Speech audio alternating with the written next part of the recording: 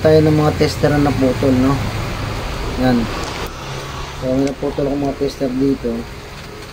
Ito mga lead niya, no? Ito mga ulo. Yan. So, dudugtong natin, lalagyan natin ito ng lead. Tapos, magigigit natin, tapos papasok ulit natin dito sa mga kanila. Ito yung mga pinagkunan ko ng iba-iba kong tester dati na nasira na. Nanganap ko lang yung mga kanila. Isang model ako ng bago, sayang naman yun. Meron tayong gagawin yung kailangan kong tusokon yung terminal niya para makuha natin yung resistance. So ito na, alagyan na natin sa lead. Yung lead ko mga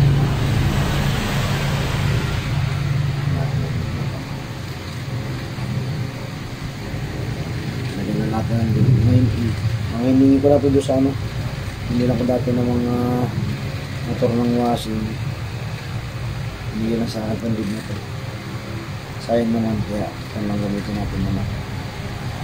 Paras natin silang lalagyan ng lead mo. Kita ba ako dito? Focus mo para natin mga tinalagyan din ng lead.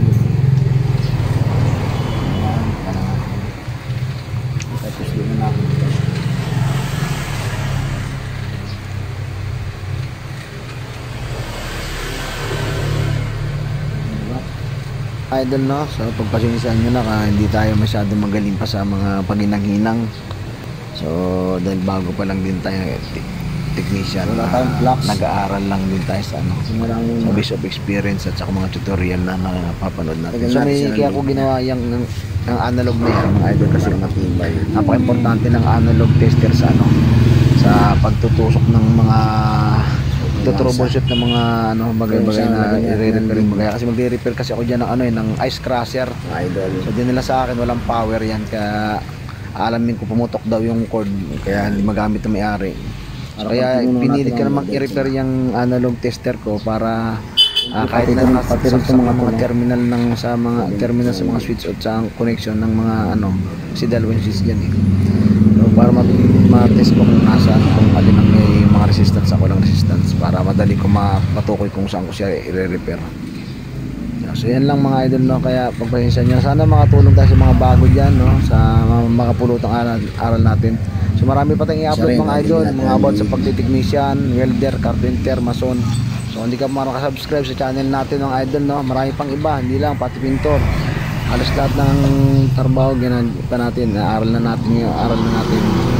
So mga idol, salamat sa inyo, pa-subscribe na lang din para lumaki-laki yung ating channel, no? Salamat po. So basic lang sa lahat.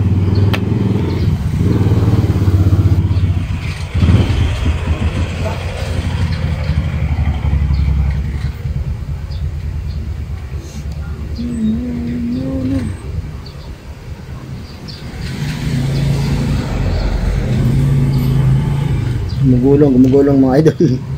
Yan, tayo lang natin ito.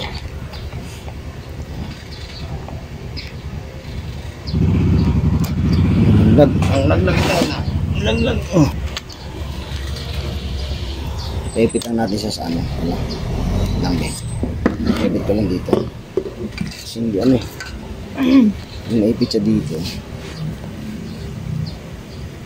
Yan. Nagtakas siya ngayon. Yun.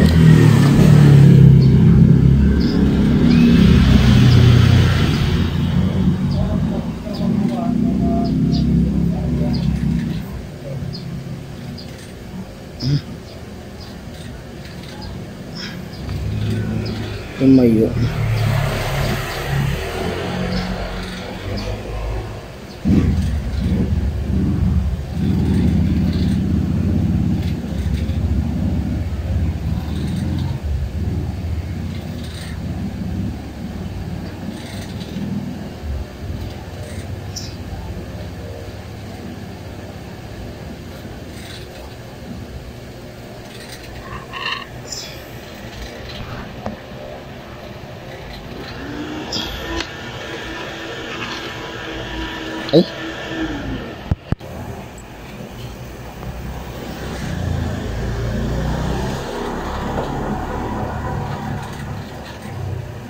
Kita natin siya. Ito. Ang isa naman.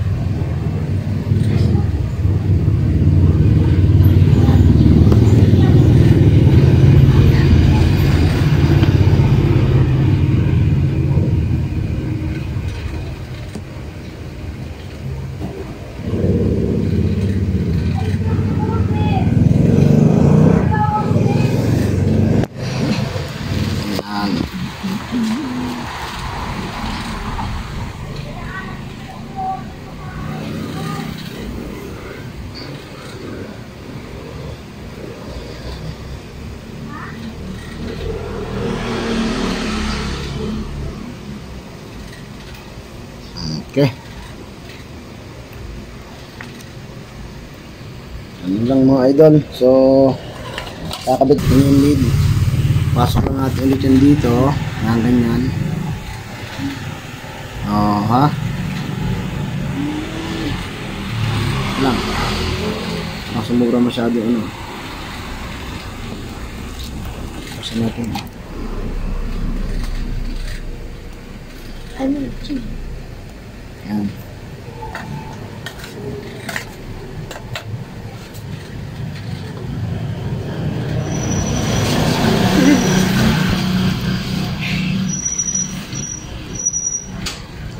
So, bumalik na. Pasok na natin siya. Okay na yan.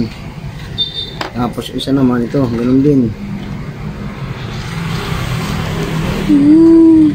Ganun lang mga idol, no?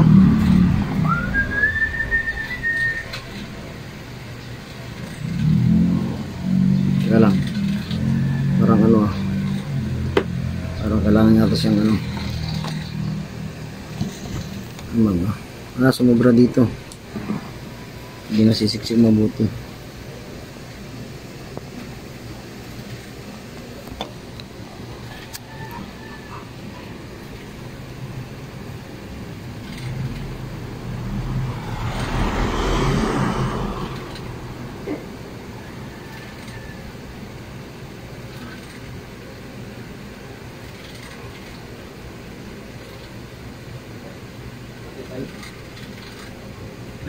Cash in. Yan.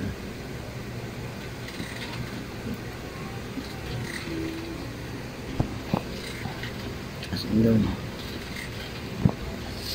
So yun, medyo okay na siya.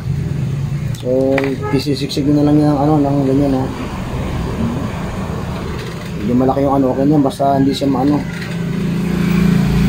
Diba? Oh, sige. So yun mga idol, no. Okay na. Close mo na yan, kaya ka na yan. Okay, meron tayong test rod. Na-record yung test rod natin. No? Gumagana na siya kahit gano'n. Yun, okay na. So salamat mga idol. Kung hindi ka ba nakasubscribe, subscribe na lang para palike ang ma-notify sa bago nating upload yung video. Re-repair kasi tayo ng ano, ng ice bracket, kaya kailangan natin ano, matusok mabuti yung ano, mga kanya. Okay din. So, salamat. God bless sa lahat.